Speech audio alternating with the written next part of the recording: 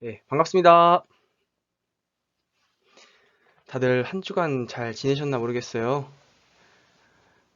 저는 이번 주 내내 월요일부터 지금 목요일까지 소방안전관리자 2급 자격증 수강을 하느라고 정말 정신이 없는 한 주였습니다. 그래서 부득이하게 원래는 영상으로 항상 설교를 준비를 하는데 오늘만은 PPT로 이제 그 영상 설교를 좀 대체하게 됐어요. 이 점 양해 부탁드리고요. 좀 미안하면서도 그래도 이 준비를 나름 많이 했으니까 잘 들어주시길 바랍니다. 오늘 제가 준비한 이야기는 석가모니 부처님 8상과 수태산 대종사 10상을 비교하면서 과연 원불교에는 어떠한 의의가 있는지를 이야기해 볼까 합니다. 사실 4월은 원불교에서 흔히 대각의 달이라고 이야기하는 달이잖아요. 그 이유는 4월 28일이 수태산 대종사께서 깨달음을 얻으신 정말 중요한 원불교의 날이기 때문이죠. 원불교는 수태산 대종사님의 깨달음으로부터 시작했다 해도 과언이 아닐 정도로 이 대각 개교절은 원불교에 있어서 굉장히 중요한 날입니다. 이 수태산 대종사님의 깨달음을 다시 한번 떠올리면서 과연 이 수태산 대종사님의 깨달음이 원불교에는 어떠한 의의가 있고 불교, 이 가장 근접해 있는 불교와는 어떠한 차이점이 있는지 한번 이야기를 해볼까 해요. 이 불교를 비교 대상으로 둔 이유는 이 소태산 대종사님께서 원불교를 처음 창시하실 때, 이 개교하면서 문을 여실 때, 이 석가모니 부처님을 연원불로서 지정하시고, 석가모니 부처님의 가르침을 중심으로 새 시대에 새불교를 열겠다 주창하신 내용과도 맥이 닿아 있다고 할 수 있습니다. 자, 그럼 지금부터 이야기를 시작해 보겠습니다. 앞서 말씀드렸다시피 대각개교절은 원불교에서 굉장히 중요한 날입니다. 수태산 대종사님이 깨달음을 얻으셔서 원불교를 열고 그 포교의 문을 열면서 사람들에게 진리를 포교하고 전파하고 세상을 이롭게 만들자고 이렇게 정하시고 열어가신 날이기 때문이죠. 근데 이제 여기서 우리가 한번 짚어봐야 할 점은 수천한 대종사님의 깨달음이 이전에는 없었던 그러한 내용들인가, 이 부분을 한번 생각해 봐야 돼요. 내용에 있어서는 엄청나게 큰 다른 차이점을 찾기는 조금 어떻게 보면 무리가 있을 수도 있어요. 하지만 그 소소한 차이점들이 이 종교의 방향성과 그 나아가는 그 태도들을 바꾸기 때문에 그런 부분들을 짚어보면 참 좋을 것 같아요. 또 이 대각개교절을 기점으로 우리가 원불교의 진리, 일원상의 진리를 이제 배울 수 있게 되고 또 깨달음으로서 나아갈 수 있게 되니 또 중요한 날이기 때문에 그런 부분들을 또 한번 되짚어 보겠습니다. 근데 이제 이런 의문이 생길 수도 있어요. 대각의 달이라고 했는데 과연 다른 성자들이나 부처님, 예수님 그런 분들은 뭐 깨달음을 얻지 않으셨나? 그런 얘기가 아니에요. 어, 제가 이야기하고 싶은 부분은 이 PPT에서도 볼 수 있듯이 이 원불교의 이 깨달음에 있어서의 독립성과 이 정체성에 대한 이야기를 하고 싶은 겁니다. 의문이 여기서 이어지죠. 이 대종사님이 깨달으신 게 그렇다면 다른 성자들과 뭐가 다르지? 왜 우리가 진리에 대한 가르침을 열 수 있었다, 얻을 수 있게 됐다라고 이야기하는 걸까? 이런 의문들이 생길 수 있을 것 같아요. 이미 오래전부터 동양, 서양 철학적인 좋은 말씀들 다 존재했고요. 종교의 가르침들도 존재해 왔습니다. 과학에서도 이제 우리 이성의 범위에 대해서 조금씩 그 확대를 해나가고 있는 중이죠. 그럼에도 불구하고 소태산 대종사님께서 깨달으시고 이 시대와 생활화 대중화에 초점을 두시면서 새 불교, 이 원불교를 열으신 까닭은 반드시 존재한다는 것이 포인트겠죠. 그렇다면 우리는 우리의 연원불이신 석가모니 부처님의 생애와 우리의 주세불이신 소태산 대종사님의 생애를 비교하면서 과연 어떠한 차이점이 있는지 알아보게 된다면, 지금 제가 왜 원불교의 이 독립적인 정체성과 이 깨달음이 뭐가 조금 다른가에 대한 부분들을 알 수 있겠죠. 먼저 이제 우리가 비교해 볼 것은 석가모니 8상과 소태산 대종사 10상입니다. 이 부분들을 왜 짚어보냐라고 이야기하시면, 성자들의 생애가 그 깨달음과 그 성자들께서 펼치신 회상, 즉 종교와 많은 관련이 있기 때문에 이 부분들을 짚어본다고 이야기해 드릴 수 있습니다. 이 성자들의 생애를 살펴보면 그 가르침과 종교가 나아가고 있는 방향성을 조금 더 명확하게 알 수가 있어요. 그리고 그 비교 대상이 석가모니 부처님인 이유는 앞서 말씀드렸다시피 대종사님께서 석가모니 부처님을 연원불로 지정해 주셨기 때문이죠. 그럼 먼저 석가모니 부처님의 그 생애와 발자취를 한번 짚어보겠습니다. 석가모니 부처님의 8상은 말 그대로 8가지의 이 그림으로 나타납니다. 첫 번째, 부처님께서 도솔천에서 내려오는 도솔레이상, 그리고 이제 룸비니 동산에서 마야 부인 오른쪽 옆구리에서 태어나신 비람강생상, 그 다음은 사문에 나가시어 동서남북 모든 분을 살피시면서 인간의 세태와 출가자를 확인하시는 사문유관상, 그리고 성을 뛰쳐나가셔서 출가하신 유성출가상, 그 다음에 설산에서 수도하시는 설산수도상, 그 다음은 보리수 아래에서 정진하셔서 마귀에게 항복을 받는 수화항마상, 그리고 그 깨달음을 얻으시고 단 뒤 녹야원에서 그 깨달음을 설법하시는 녹야전법상, 녹원전법상, 그 다음에 이제 그 사라쌍수 아래에서 열반에 드는 쌀림열반상, 상림열반상 등으로 구성되어 있습니다. 먼저 도솔레이상부터 차근차근 이야기해 보도록 하죠. 도솔레이상은 부처님의 전생에 대한 이야기입니다. 부처님 8상도의 시작인 부분이기도 하죠. 부처님께서 도솔천이라는 네 번째 하늘에서 이제 보살로 존재하시다가 마야 부인에게 이제 마야 부인의 아이로 인간 세상에 태어날 준비를 하십니다. 그러면서 이제 마야 부인 꿈에 나타나게 되죠.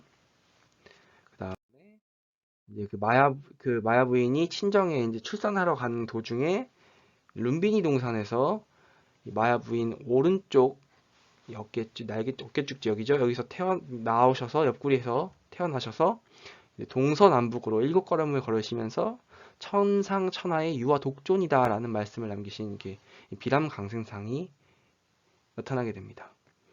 그 다음은 이제 부처님께서 이게 비범하시게 태어나셨잖아요.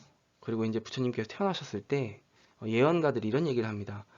부처님 아버지께 이 아이는 왕이 되면 제왕이 되고 출가를 하면은 온 세상의 사람들을 구할 수 있는 그러한 출가자가 된다. 이런 예언을 듣게 되죠. 그 예언을 들은 이제 석가모니의 아버지께서는 얘가 세계의 재앙이 되었으면 좋겠다. 그런 이제 마음을 품고서 혹여나 이 석가모니 부처님께서 출가를 하실까봐 성 밖을 못 나가게 이게 통제를 합니다. 그러던 와중에 이제 석가모니께서 나이가 점점 들어감에 따라 밖의 세상이 궁금해졌고 또 호기심에 못 이겨서 이제 바깥 세상을 이제 보시러 이제 몰래 성을 빠져나오시죠. 그때 이제 동, 서, 남 이렇게 돌아다니시면서 인간이 태어나고 병들어 늙고 죽는 모습을 보게 되십니다. 그러면서 참 인간의 삶이란 게 더덥구나 이런 것들을 느끼는 와중에 이 북쪽 문에서 사문이라고 하죠. 출가자를 만나게 됩니다. 그러면서 아, 내가 출가를 해야겠다 라는 뜻을 품게 되시죠. 그 다음 이제 유성출가상입니다. 유성출가상은 이 사문유관상에서 출가의 마음을 먹으셨던 대종사님이 아니죠. 이 석가모니 부처님께서 이제 모든 것들을 다 던지시고 아이마저 던지시고 성 밖을 뛰쳐나가시면서 출가를 하시는 그러한 장면을 묘사하고 있습니다. 다음은 이제 설산수도상이죠. 이 부처님께서는 성을 나오셔서 여러 스승님들을 찾아다니시면서 어떻게 하면 이 모든 고통에서 벗어날 수 있을지에 대해서 고민하시고 수행하십니다. 뭐 이렇게 경전들이나 역사적 그런 것들을 살펴보면 뭐 요가를 배우셨다고도 하고요.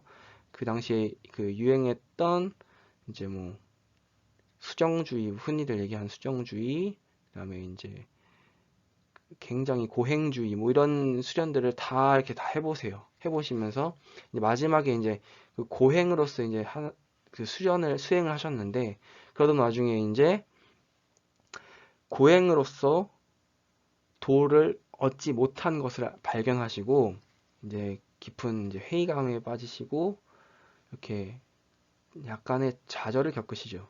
그러던 와중에 이제 수자타라고 하는 그 목료에게서 우유죽을 공양받으시고 나서 부처님만의 새로운 길을 잡으시고 보리수 나무 아래서 내가 깨달음을 얻을 때까지 움직이지 않겠다라는 마음가짐으로 이제 입정해 드십니다. 이게 이제 설산수도상이고요. 그 다음은 수화항마상이죠. 그렇게 깊은 정진에 들어가신 부처님께서 이제 점점 그 깨달음이란 것이 무엇인지 소식을 이제 하나둘씩 얻게 되십니다. 그러자 이제 이 부처님을 보고 있었던 마왕들이 혹여나 부처님께서 깨달음을 얻으시고 세상을 구할까봐 이 부처님을 이제 방해하게 됩니다. 첫 번째는 이 마왕 파순이가 미녀로 하여금 부처님이 유혹되게끔 이렇게 부처님을 유혹을 하였고 그거에도 이제 넘어가지 않자 부처님이 자기의 무리들을 이끌고 와가지고 코끼리를 탄 이 병사들을 이끌고 와서 부처님을 위협하는데 부처님 또 눈 하나 깜짝하지 않으시죠. 그 다음에는 이제 80억의 이제 그것도 안 되겠으니까 무리들을 다 모아가지고 부처님을 몰아내려고 노력을 하는데 그것마저 부처님께는 소용이 없었고 마왕들이 이제 모든 마구니들이 부처님에게 항복을 외칩니다. 그러면서 부처님께서는 큰 깨달음을 얻으시고 대각을 하시게 됩니다. 이 깨달음을 얻으신 뒤에 부처님께서는 바로 열반에 드셔서 열반락을 수용하실지 아니면 이 깨달음 모든 내용들을 모든 범부 중생들에게 그러니까 이 모든 일반 사람들에게 알려주고 같이 이 즐거움을 나누실지 굉장히 고민을 하게 되는데 부처님께서는 자비의 대명사시고 또 이제 또 여러 이야기들이 있지만 결국에는 세상 사람들에게 이 내 깨달은 바를 가르쳐 주자라는 마음을 먹으시고 이제 이 전법이라고 하죠. 법을 전하는 활동들을 시작하십니다. 그러면서 이제 녹야원이라는 곳에서 부처님께서 이 전법 활동을 시작하시죠. 제자들을 모두 모아놓고 이렇게 이제 자기 가르침들을 하나 둘씩 펼쳐 나가십니다. 그러다가 이제 결국에는 이제 쌍림 열반상 그 쌍수 그 숲 아래 자기의 이제 열반 장소를 정해놓고 이제 열반하시는데 이때도 이 공양을 해주신 돼지고기 중에 이제 그 상했던 돼지고기가 있었나 봐요. 그 돼지고기 하여튼 그 고기를 먹으시고 식중독에 걸리셔가지고 이제 열반에 드시게 됩니다. 그러면서 열반에 드시면서 이제 그 유명한 법등명 자등명 그 말씀을 남겨두시죠. 법을 등불 삼고 자신을 등불을 삼아서 정진을 나간다면 너희들은 깨달음을 얻을 수 있을 것이다. 뭐 이런 이야기를 해주시면서 이제 열반을 맡게 됩니다. 이처럼 부처님의 생애는 부처님의 깨달음의 과정을 중점으로 이야기가 전개됩니다. 하지만 이와 반대로 소태산 대종사님의 생애는 쌍열반상 제가 이게 터치가 늦었네요. 예, 여기서 저희가 더 중요하게 봐야 될 점은 이제 소태산 대종사님의 이 깨달음의 과정, 이 생애가 더 중요하겠죠. 다시 한번 말씀드리지만 소태산 대종사님의 생애는 조금 다른 모습을 보입니다. 그럼 그 시작부터 한번 다시 살펴볼게요. 먼저 소태산 대종사님의 십상에서 제일 첫 번째는 하늘을 보고 의심이 걸린 간천기이상입니다. 대종사님께서는 어린 시절부터 유달리 호기심이 강하셨는데 하늘을 보면서 이 바람이 어디서 오는 건지, 이 구름이 어디서 만들어지는 건지, 그리고 왜 부모님들은 이렇게 친한지, 이런 세상에 대한 의심과 사람 간의 관계에 대한 의심들을 하기 시작합니다. 그러면서 그 의문을 어떻게든 풀고 싶어 하시는 마음을 갖게 되죠. 그래서 어린 나이에 부모님께 부탁해서 작은 과일, 이런 곡물들, 이런 것들을 공양 물품이라고 하죠. 이런 것들을 싸서 산밭제라는 산 그 마루에 있는 그 하나의 기도 장소가 이렇게 있었는데 마당바위라고 하는 그 넓적한 바위가 있어요. 거기서 이제 기도를 하게 돼요. 이 기도를 하게 된 이유도 동네에서 이제 그 마당바위 그쪽에서 산신님께 뭐 잘 되게 해달라는 이제 산신제를 비는데 어른들이 이렇게 산신님이라는 분한테 막 제사도 지내고 이렇게 공을 막 드리니까 어린 마음에 도대체 산신님이 누군데 저렇게 공을 드리냐 이렇게 물어보게 되고 어르신들이 이러죠. 이제 이 산을 수호하는 신령님인데 모든 걸 알고 계시다. 뭐 이런 식으로 얘기를 해주시니까 그럼 내가 궁금했던 점들을 이 산신님께 여쭤보면은 내 이 궁금증이 해결될 수 있겠구나 라는 생각을 하게 되시고 이 어린 나이에 임에도 불구하고 이 5년이라는 긴 시간을 계속해서 산신님을 만나고 싶다고 기도를 올립니다. 하지만 결국엔 산신님을 만나지 못하셨고 예성사님께서도 나이를 먹으시고 이 장가를 가게 되시죠.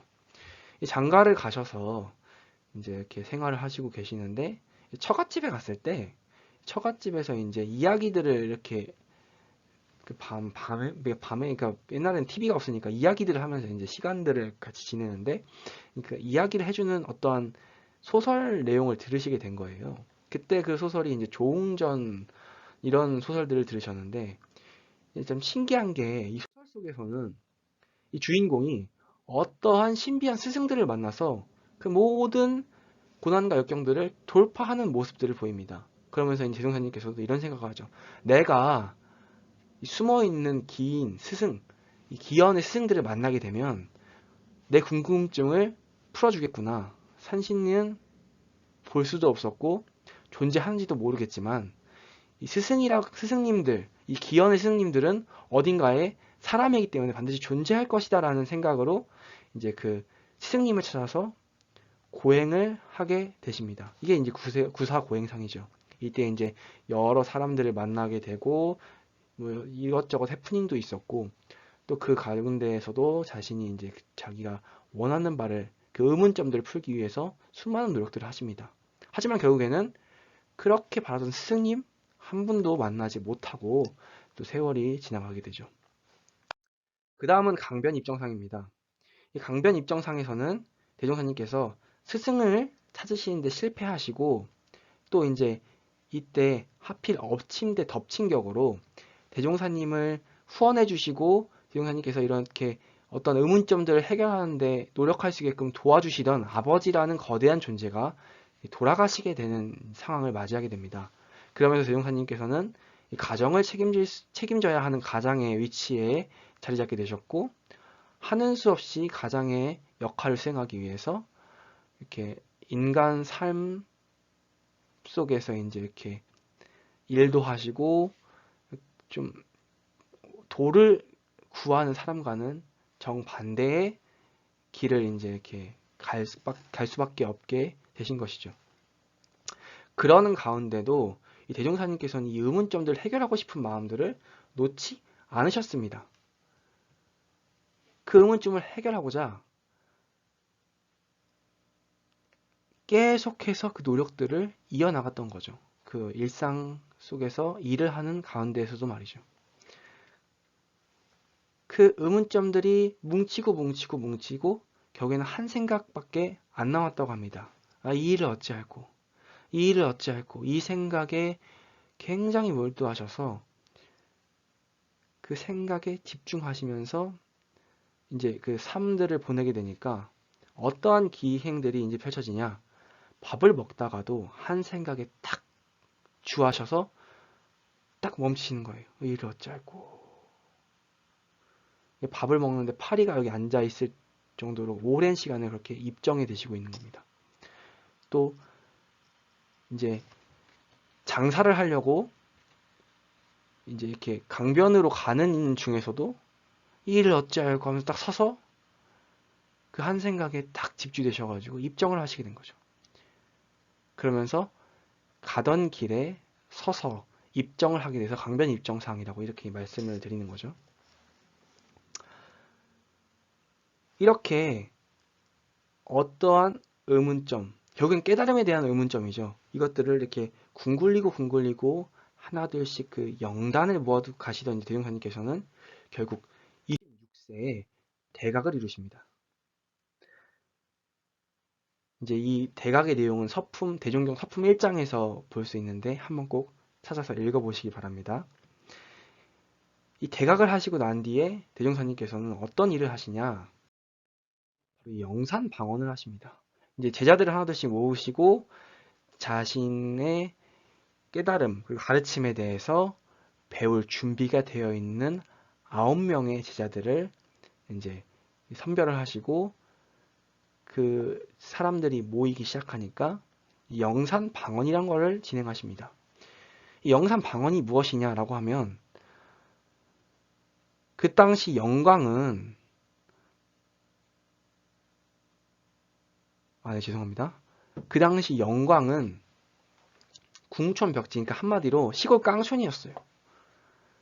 이 우스갯소리로 영광에서 태어난 여자는 시집가기 전까지 쌀밥 한번 먹어보기가 힘들다 이런 얘기가 있을 정도로 굉장히 가난한 동네였어요.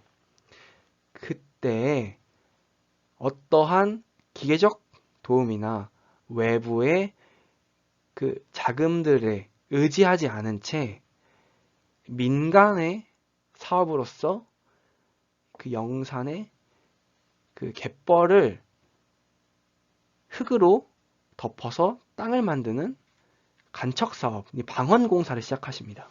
그러면서 영산 내에 벼농사를 지을 수 있는 토지를 확보하십니다. 깨달음을 얻고 나서 첫 번째로 한 행동이 바로 이 영산 방언이라는 것이죠. 그 다음이 혈인법인상. 영산 방언이 끝날 시점 이 구인 제자들을 다 이제 모아서 우리가 이 나아가야 할 방향은 세상을 구하겠다는 그 방향이니 너희가 정말 그 세상을 구하려고 하는 마음이 있느냐 이제 하나의 시험을 이제 제자들에게 던지십니다. 그러면서 죽을 각오가 돼 있는 사람만 날 따라와라 하고 기도를 이제 이렇게 하시게 되죠. 그 기도 마지막 날에 이 장도 아니고 이 칼을 이렇게 하나씩 주시면서 너희가 죽음을 약속했으니 죽어라. 그러면은 세상을 구할 수 있다라고 하시면서 이렇게 이제 제자들에게 칼을 나눠주시면서 기도를 하러 가게끔 합니다. 정말로 신기하게도 이 제자들은 대종사님과 마음을 함께하고 있었기 때문에 내가 세상을 구하는데 이 목숨 하나로 그 세상이 구해진다고 하면 내가 뭐 어디 하나 아쉬울 게 없다. 죽겠다. 이 마음을 가지고 이제 정말 이제 가려고 하죠. 그때 이승환님께서 다시 제자들을 불러 모으셔가지고 이제 하얀 종이에다가 그냥 손도장을 이렇게 손가락에 이게 인주를 찍고 찍잖아요. 근데 그런 거 안 하고 그냥 이 맨 상태로 종이를 다 찍게끔 해요. 근데 정말로 신비하게도 아무것도 없던 종이에 상처 하나 내지 않았는데도 이 피로 찍힌 도장들이 이렇게 딱 9개가 대종사님 포함해서 10개가 딱 찍힙니다. 그 이적을 이제 혈인법인상이라고 하죠. 세상을 구하겠다라고 다짐하고 목숨을 바칠 각오까지 하시고 그 약속을 하셨기 때문에 이러한 이적이 나타났다라고 또 볼 수 있는 겁니다. 그 후에 이제 이렇게 제자들과 회상이 이제 이룩하게 되고 체계적으로 이 교법을 펼치시기 위해서 이제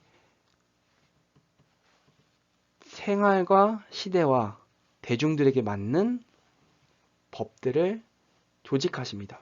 이 원불교 교법을 체계화하신 거죠. 이때 이제 사은사유 삼학팔조라는 원불교 교리의 큰 핵심 줄기가 나오게 됩니다. 이렇게 법을 치밀하게 짜시고 다시 익산으로 오시어서 이제 신용동에서 이리 익산 총부를 이제 건설하고서 전법을 시작하시고 그 전법 활동들을 하시면서 이제 26년간의 또 세월을 보내시고 이제 1943년 원기 26년에 이제 열반에 맞이하시게 되죠. 이제 그것이 신영종법상 다음에 이렇게 열반상 이렇게 됩니다. 그러면 여기서 우리가 짚어봐야 할 점은 수세산 대종사님의 생애와 석가모니의 생애는 비슷한 것 같으면서도 큰 차이를 몇 가지가 보이고 있다는 그 부분을 좀 짚어봐야 됩니다. 첫 번째는 석가모니 부처님과 대종사님의 그 시작점, 생애의 포인트가 되는 시작점이 다릅니다. 석가모니 부처님은 시작부터 도솔천이라고 하는 하늘에 계셨던 보살님이셨어요.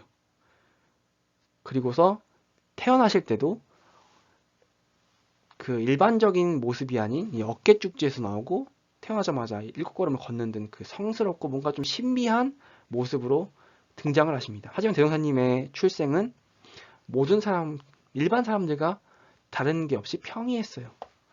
하지만 달랐던 점은 한 가지가 있죠. 이 의문을 가졌다는 거죠. 어려서부터 깨달음을 얻을 때까지 그 의문을 놓지 않았다는 게 다른 점입니다. 여기서 이제 그러면 두 가지를 알 수가 있죠. 첫 번째는 대종사님의 십상을 통해서 우리는 모든 사람들이 깨달음을 얻을 수 있는 존재라는 것을 확인할 수 있습니다. 대종사님께서도 출생도 평범하셨고 다만 다른 아이들보다 의문이 많았고 조금 더 비범한 모습을 보였던 것뿐이지 일반 사람들과 시작은 같았습니다. 그 두 번째는 그 같은 시작 가운데 의문이라고 하는 하나의 다른 점을 가지고서 깨달음까지 나아갔다는 점입니다. 결국에는 모든 사람들이 이 부처님이 될 수 있고 깨달음을 얻을 수 있는데 그 포문을, 그 시작점이 되어주는 것은 그 의문, 의심을 가지고서 살아가느냐, 진리, 깨달음에 대한 의심이 있느냐가 그 성불, 부처님을 이루는데 필요한 첫 번째 포인트가 된다는 점이죠. 두 번째는 생애의 중점이 다르다는 겁니다. 석가모니 부처님의 팔상도를 살펴보면 태어나서 출가를 하시는 데까지의 비중이 굉장히 높습니다. 6가지가 다 거기 들어가죠. 나머지 2개 전법하시고 열반하시고 그게 이렇게 조금 다른 부분이 있습니다. 그러니까 뭐냐면 탄생과 깨달음에 조금 더 포인트가 맞춰져 있고 그 나머지 2상으로 이제 절법과 열반에 대한 포인트를 주는 것으로 이 조금 석가모니 이 자체의 깨달음을 얻는 과정에 그 포커싱이 돼 있다라는 점이 다르고요. 후퇴산 대종사님 같은 경우에는 태어나서 이제 그 의문을 가지고 시작점이 의문을 가지고죠. 의문을 가지고 깨달음을 얻을 때까지가 5가지. 그 다음에 회상을 펼치시고 그 사업들을 하시면서 결국에 나중에는 열반하실 때까지가 다시 5가지. 이 비중이 조금 더 있는 쪽을 선택하라면 역시나 이 회상 설립 부분에서 또 이제 그 비중이 더 포커싱 되어 있다는 것. 그리고 또 이제 부처님 생애와는 좀 다른 점은 깨달음과 해상 설립해서 전법을 하기까지 그 비율이 다르다는 점. 대종사님 같은 경우에는 깨달음과 해상 설립 전법이 5대5로 갔다면 부처님께서는 6대2로 좀 더 깨달음에 포커싱이 되어 있다는 점이 좀 다르겠죠. 여기서 이제 알 수 있는 점은 이 영산방언, 혈인법인, 복례제법, 신용전법 이렇게 네 가지가 이 깨달음을 얻어서 대중과 함께 그 법을 열어가는 과정이었다는 게 핵심 포인트겠죠. 그리고 그 대중과 함께 그 세상을 열어가는 과정이 조금 더 포커싱 돼서 초점이 맞춰졌다. 이 부분도 알 수 있겠죠. 이는 앞으로 시대가 개인의 깨달음의 획득보다 이 모든 대중과 시대에 맞게 적용되는 깨달음이 더 중요하다는 메시지가 들어있다고 볼 수 있습니다. 성자가 존재한다고 하더라도 그 깨달음을 받아서 사용할 수 있는 대중들이 없다면 사실 그 깨달음은 무용지물이나 다름이 없습니다. 하지만 그 깨달음을 실생활에서 활용해서 세상 사람들을 이롭게 하고 모든 세계를 이롭게 하는데 일조가 된다면 그것이 진정한 종교의 궁극적인 목표가 아닐까 생각이 듭니다. 그렇기 때문에 대종사님께서는 깨달음을 얻으신 뒤에 말로, 글로만 그 깨달음들을 전달하려고 한 것이 아니라 첫 번째로 영산 방언을 하신 겁니다. 현실적인 구도 사업을 통해서 사람들에게 깨달음을 전파하시려고 노력하신 거죠. 세 번째는 진리와 인간 사이의 관계를 알 수 있습니다. 부처님께서는 사문이 되시고 이제 정확하게 출가자가 되시고 깨달음을 얻으신 다음에 깨달음을 이제 전파하셨죠. 그런데 이제 불교에서 그 과정, 부처님의 생애 과정을 보면 결국에는 깨달음을 얻기 위해서는 출가를 해서 수행의 과정을 겪어야만 된다고 이야기하는 것을 알 수 있습니다. 왜냐하면은 이 불교라고 하는 큰 종교의 스승님이신 부처님께서 그러한 과정을 겪었기 때문에 그 성자의 과정을 따라가는 것이 그 종교를 믿는 사람들의 하나의 이제 발자취의 그 뭐랄까 유도등 혹은 이제 그 안내 표지판 같이 작용할 수 있는데 그 생애가 출가를 통해서 결국에는 깨달음을 얻는 과정이기 때문에 결국에는 그 불교에서의 그 깨달음을 얻기 위해서는 출가를 해야 된다는 대전제가 따라갈 수밖에 없습니다. 하지만 대종사님께서는 의문으로서 영단을 뭉치시고 결국에는 깨달음을 얻으셨죠. 그리고 그 깨달음을 얻고 나서 한 일이 영산 방언이셨죠. 이 부분이 차이점이 굉장히 있는 겁니다. 깨달음을 말로 글로 전하는 시대는 이제 지나가고 깨달음을 실생활에서 활용하고 쓰는 시대가 온 겁니다. 깨달음을 얻기 위해서 속세의 모든 것들을 내려놓고 출가를 해야 하는 시대는 지나가고 이제 인간의 삶을 영위하면서 그 속에서 공부가 이루어지고 깨달음을 얻어가는 시대가 온 것입니다. 이 영산 방언이라고 하는 부분 굉장히 이제 저희가 주목해야 될 부분입니다. 이 출가를 한다는 것은 결국에는 출가를 한 사람과 하지 않은 사람이 굉장히 뚜렷하게 나눠지고 있는 부분을 살펴볼 수가 있습니다. 출가자는 성스러운 사람들이고 출가를 하지 않은 대중들은 속세에 있는 속성을 가진 사람들이다.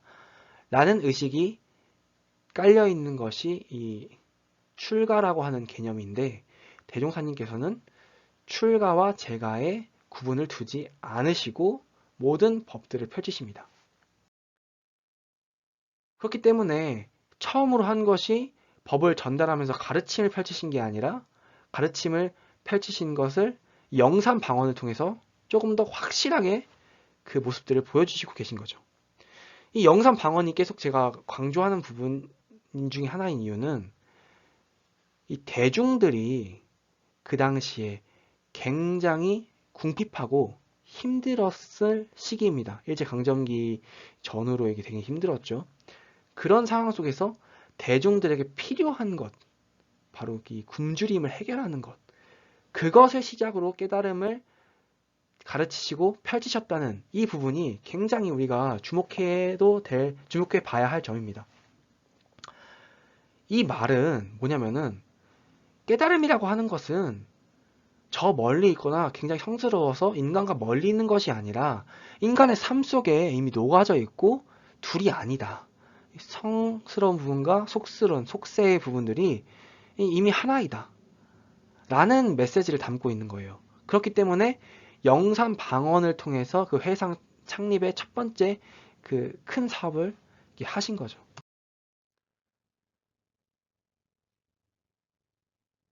결국에는 깨달음이라는 게 인간의 삶 속에서 활용돼야 된다라는 이 진리의 메시지를 원불교는 담고 있다는 겁니다. 정리하면 이 세 가지로 다시 이야기할 수 있겠습니다. 첫 번째, 평범한 모든 사람이 배워서 깨달을 수 있는 법이다. 두 번째, 대중과 함께 이루는 법이다. 세 번째, 인간의 삶 속에서 활용되는 법이다. 이게 원불교의 의의이자 정체성입니다. 대종사님의 생애를 살펴보면 이 부분들이 명확하게 드러나고 또 연원부리셨던 석가모니 부처님의 생애와 대종사님의 생애를 비교하면 조금 더 이 부분들이 강조되고 주목되겠죠. 결국에는 소태산 대종사님의 깨달으신 그 일원상의 진리라고 하는 것은 인간의 삶과 밀접한 관련이 있으며 특별한 사람이 깨닫는 것이 아니라 평범한 사람이 그 진리에 대한 의문을 통해서 계속해서 수행해 나갈 때 얻을 수 있는 것이며 혼자서 이뤄서 특출나게 드러나는 것이 아니라 모든 사람들과 함께 이뤄서 이 성불재중 재생의세의 서원을 이뤄가는 것이 이제 원불교의 법이고 이 원불교가 가지고 있는 특징이다라고 말할 수 있겠죠.